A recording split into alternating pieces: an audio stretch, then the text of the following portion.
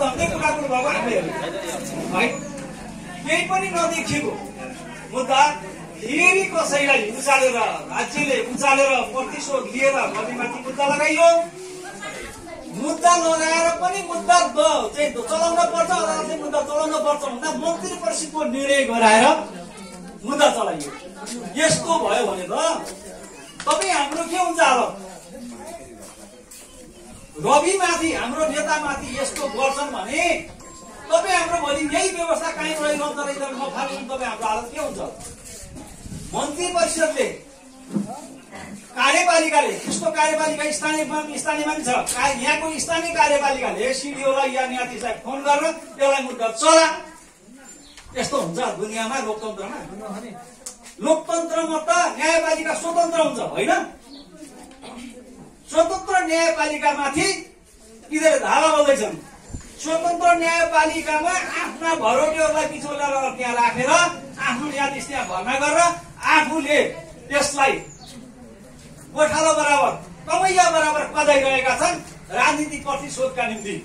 म त भन्छु ती न्यायाधीशहरू न्याय इन्साफ दिन बसे कि कसैको कमैया बन्न बसे, कसैको कामको लागि बसे होइन? मन्त्री त आइसकेका छन्। मन्त्री परिषदको निर्णयले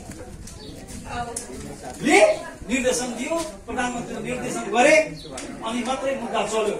नभए न्यायालयले छुट दिइसकेको र कतिपय चित्रको बेला सरुवा गरेको पनि तपाईँले थाहा पाउनुभयो। त्यति मात्रै होइन, रूपन्देहीकै सन्दर्भमा कुरा गर्नुहुन्छ भने रूपन्देहीकै सन्दर्भमा कुरा गर्नुहुन्छ भने रूपन्देही तपाईँ हाम्रो सहकारी छ। यहाँ पहिला सहकारीको ऋण खानको निम्ति सहकारीको सदस्य बन्नु अनिवार्य छ। ऋणको लागि फारम भर्न अनिवार्य छ होइन? थोरै 20, 25, 30, 50 हजार भन्दा बढी चाहिँ पैसा लिनको लागि भिचोको अनिवार्य छ नि। यदि हामीले त्यसरी दियौँ भने सञ्चालक समितिलाई पर्याप्त जाप पार्छन्, सञ्चालक समितिलाई समाउँछन्, जान्छन्। तर खै त रविमाथि यत्रो मुद्दा लाग्यो, यतिवटा जिल्ला घुमायो, ती सञ्चालक समितिलाई के भयो? उनीहरू त सहकारीको मर्म विपरीत ऐन विपरीत काम गरेर उनीहरू छोइएन। न त सहकारीको सञ्चालकलाई छुन्छन्, न त्यो व्यवस्थापकलाई छुन्छन्, केही पनि गर्दैनन्। मात्रै फगत रवि रवि रवि रवि रवि त्यही मात्रै बुझिएको छ। किनभने यो लोकतन्त्रलाई राम्रोसँग बुझेको नेता र जनताको मर्म बुझेको र जनतालाई न्याय दिने खालको अथवा जनताको समस्या समाधान गर्नको निम्ति रवि अगाडि आयो। यो जति अगाडि बढ्यो हाम्रो स्वर्ग भत्किन्छ। त्यसो भएर यसलाई लखेट केही हुनु नभए केही पनि गरे होइन, तम्सु पनि गरेका छैन। त्यति मात्रै हो र? उच्च अदालतले निर्णय गर्दाखेरि उच्च अदालतले निर्णय गरेर सम्बन्धित अदालतमा पठाएर सम्बन्धित अदालतले तपाईँको यहाँ सकिएछ, अलिकता समय सकिन लाग्छ। सम्बन्धित अदालतले तपाईँको पुर्जी काटेर व्यवस्थित गरेर कमसेकम 4 दिन लाग्थ्यो। हेर्नुहोस् त, रविले चितुनमा आमसभा गरेर जनजागरण सभा गर्छ र हाम्रो भण्डाफोर गर्छ भन्नेको निम्ति रातारात रविलाई चाहिँ उठाउने काम, त्यो पनि अत्यन्त अमानवीय तरिकाले। हेर्नुहोस् त, कहीँ दुनियाँमा नभएको,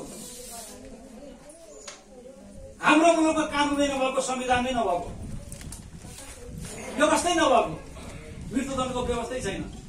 भारत लगायतका पाकिस्तानमा मृत्युदण्डको व्यवस्था छ। मृत्युदण्डको अन्तिम समयमा त जल्लादले गएर आँखामा पट्टी लगाइदिएर यता बाँधिदिएर यहाँ पुर्को लगाइदिएर डोरी यहाँ ठिक्क पारेर अब भन् तेरो इच्छा के छ भनेको जसरी त्यहाँ डिएसपी गरेको हामी सुन्दैछौँ होइन? त्यस्तो गर्न पाइन्छ? तर यो शासकहरू त्यही गरिरहेको, यो अत्यन्त गैर लोकतान्त्रिक अलोकतान्त्रिक चरित्र प्रदर्शन गरेका छन्। यसको भण्डाफोर हाम्रो जनसमुदाय तहबाट निरन्तर जारी रहनुपर्छ। तपाईँले अर्को साथीलाई हामीले भन्नुपर्छ, नभए पढ्न पर्छ, सिक्न पर्छ, भन्न पर्छ। अनि मैले त जो जाने भने मभन्दा जान्ने पनि हुनुहुन्छ, भन्नुपर्छ, सिक्न पर्छ, गर्न पर्छ र यिनीहरूको भण्डाफोर गर्नुपर्छ। अनि मात्रै